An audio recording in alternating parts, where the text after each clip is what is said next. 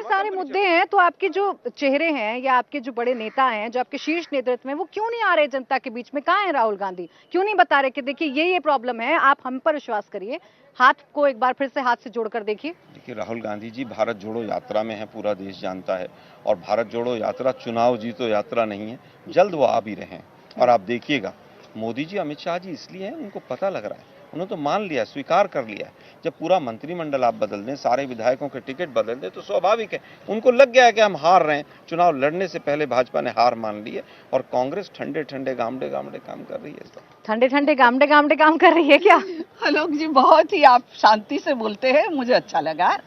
बात ये है कि आपने ये क्या बात किया अभी, वो राहुल गांधी वाला यात्रा वाला यात्रा का बात किया आपने, तो गुजरात भी भारत का ही हिस्सा है और यहाँ से तो हमारे गांधी जी, सरदार वल्लभ भाई पटेल, इतने बड़े बड़े महान विभूति है आई थी, तो यहाँ पर तो यात्रा करनी चाहिए। हम वेलकम करेंगे राहुल जी का, ऐसा नहीं कि हम विरोधी पार्टी का वेलकम नहीं करते, मैं तो आपका भी वेलकम यहाँ करती हूँ। तो कहने का मतलब है कि ये गुजरात को क्यों छोड़ रहे हैं, चुनाव में हिमाचल प्रदेश क्यों नहीं गए, ये ही बहुत बड़ा प्रश्न है। और आप तो जानते हैं आपकी पारिवारिक राजनीति यहाँ कैसी चलती है।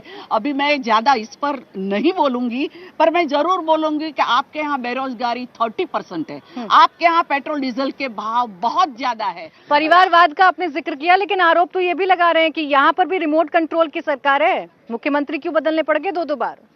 देखो, रिमोट कंट्रोल की आप अगर बात करेंगे तो इनका रिमोट कंट्रोल 10 जनपद में है, ये मैं जानती हूँ। चाहे कई प्रमुख बदल लो, अध्यक्ष बदल लो, पर आपका रिमोट कंट्रोल तो वही है। अब पंजाब में हमने देखा क्या किया था, वो अभी भूले नहीं इंसिडेंस पंजाब का चुनाव का।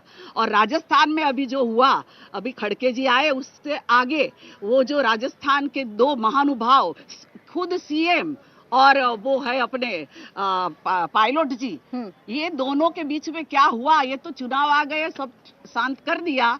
बाकी वहां भी इतना हो रहा है। अब वैसे आलोक जी तो नहीं बोलेंगे, पर आप लोग जो दिखाते हैं ना, तो हमारी नजर में आ जाता है। हमारे यहाँ तो देखो, बिल्कुल सच बात करती हूँ, स्टार्टअप स्टैंड अप शुरू हो गया है। जो आरोग्य लक्ष्य योजना है बहुत अच्छी प्रधानमंत्री की चल रही है, आयुष्मान योजना, आवास भी गरीबों के लिए बनाए। अगर आप चाहो तो मैं आपको मैं ले चलती हूँ। उपलब्धि बता रही है, लेकिन राहुल गांधी का इंतजार है इनको। कब आएंगे राहुल गांधी गुजरात? जी, मैं धन्यवाद करूंगा, हमारी बड़ी बहन जो है राहुल जी का जरूर वेलकम कर रही है। पर लेकिन बहन जी, का। आप बिल्कुल, लेकिन आप उसके बाद भी बीजेपी में बनी रहे, हमारी शुभकामनाएं उसके लिए भी हैं। दूसरी चीज इन्होंने कहा कि साहब यहाँ तो गरीबी नहीं है और सब चीजें, विदेशी मेहमान आते हैं तो यहाँ अहमदाबाद में सड़कों पर व्हाइट चुन्नी लगाकर उस गरीबी को छुपाया जाता है। 31.5% लोग बिलो पॉवर्टी लाइन है गुजरात में आज भी।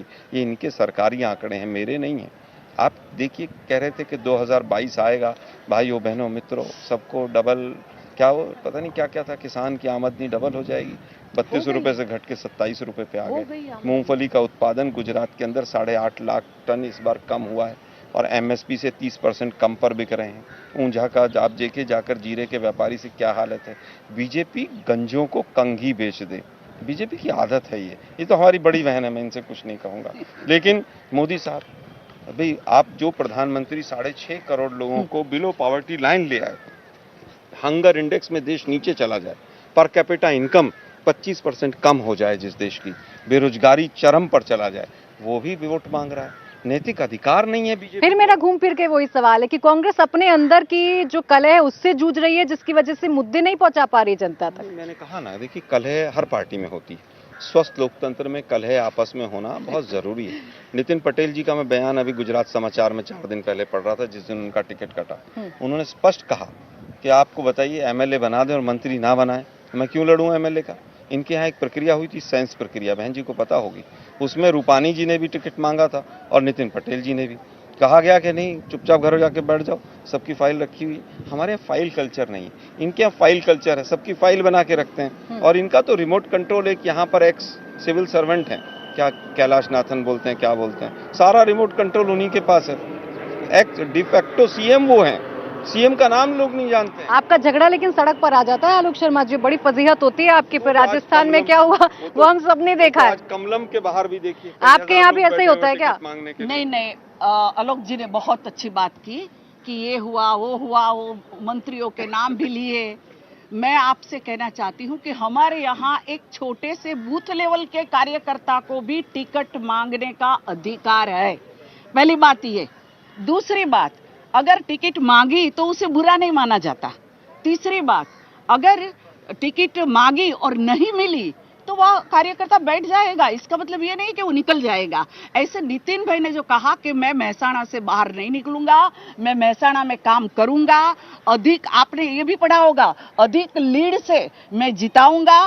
वैसे ही हमारे विजय भाई भी, देखो टिकट मांगना गुनाह नहीं है हमारे यहाँ, नहीं, छोटा सा रिप्लाई अच्छा है टिकट मांगना, ये अच्छी बात है। कब मांगते हैं? बिल्कुल, देखिए नितिन रूपाणी जी को इन्होंने छोटा सा कार्यकर्ता बना दिया, हमारी विजय बहन रूपाणी। विजय रूपाणी जी को और नितिन पटेल जी को, कि हमारे यहाँ सबको अधिकार है, छोटे से कार्यकर्ता को भी। मतलब ये लोग छोटे से कार्यकर्ता थे जिनको सीएम बना दिया था आपने, जिसको डिप्टी सीएम बना दिया था, और फिर जब फेल हो गए ये तो कहते ही है कि हमारे यहाँ तो छोटा से छोटा कार्यकर्ता ऊंचे पद पर बैठता है। बात है, उससे आगे की बात करूं भैया। डमीज कल्चर है। नहीं, ऐसा नहीं पहली है। बार एमएलए आया उसको बना दो सीएम, ऐसा कोई नहीं एक्सपीरियंस नहीं उसको, कोई भाषण नहीं उसका। डमी कल्चर है। नहीं, डमी कल्चर है सुनिए, हमारे जो गृह मंत्री है केंद्र के, आप जानते हैं अच्छी तरह से, अमित भाई, मैं और अमित भाई साथ काम किया। मैंने देखा है दीवार पर सब सूत्र गुजरात के लगाने गृह का। मंत्री? और सुनिए सुनिए गुजरात के सुनिए, गृह आगे मंत्री NSUI में थे हमारे। आगे थोड़े दिन सुनिए पहले तक भैया, कांग्रेस में आगे थे। सुनिए। हमारे मोदी जी वो स्कूटर लेकर प्रचार करते हुए मैंने मोदी जी को देखा है, उनके साथ काम किया है। तो विजय भाई की क्या बात है, और भी नेताओं की क्या बात है। सबसे पहले हमारे यहाँ कहा जाता है कि नेता कार्यकर्ता में कोई भेदभाव नहीं है, सभी नेता कार्यकर्ता है, सभी कार्यकर्ता को ऐसा ही अधिकार है। कहने का मतलब है कि जब जैसे हमारी सरकार ने एक अच्छा सा सूत्र दिया है प्रजा को, सबका साथ सबका विकास, और वही करके दिखाए हैं। जो संकल्प पत्र में हमने दिया था उससे भी ज्यादा काम हमने किया है यहाँ गुजरात में। इतनी सारी उपलब्धि है, फिर मैं सवाल दोहराऊंगी कि फिर आपको मुख्यमंत्री क्यों बदलने पड़े? जब सरकार इतना अच्छा काम कर रही थी तो ऐसी क्या जरूरत आन पड़ी कि आपने मुख्यमंत्री बदले? देखो, ये पार्लियामेंट्री वार्ड का विषय होता है। मैं एक कार्यकर्ता की तरह से काम करती हूँ, पर मैं पार्लियामेंट्री वार्ड में नहीं हूँ। अगर इसका जवाब आपको चाहिए तो नेशनल प्रवक्ता से या तो पार्लियामेंट्री वार्ड से आप पूछिए, जाकर नड्डा जी से पूछिए। ये सवाल उधर दिल्ली पूछने का है, गुजरात में नहीं। इंडिया टीवी हर वक्त हर जगह डाउनलोड करने के लिए सर्च करें India TV news Google play store या ऐप स्टोर पर।